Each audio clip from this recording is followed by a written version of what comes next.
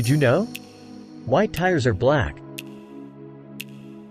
Have you ever wondered, when natural rubber appears milky white, why are tires typically black, regardless of vehicle or brand?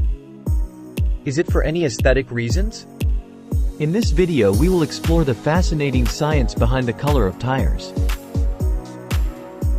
Originally, tires were milky white in color due to the color of natural rubber until 1912.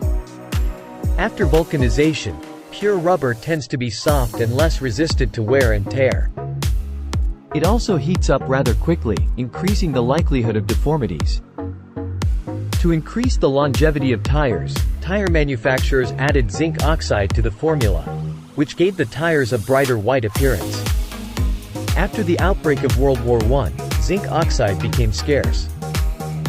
This pushed tire manufacturers to find an alternative to strengthen their rubber, leading them to choose carbon black. Black tires are due to carbon black, which is not used as a coloring agent or for aesthetic purposes. Instead, it's used to enhance the properties of vulcanized rubber.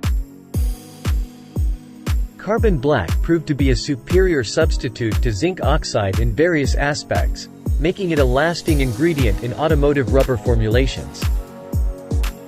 Specifically, carbon black improves the rubber's resistance to wear, increasing its lifespan and durability. So, while the color black may seem simple, it's actually a result of careful engineering and scientific principles. Next time you see a black tire, remember the science behind its color. Thanks for watching. Subscribe to our channel, Inquisitive World, for more interesting content.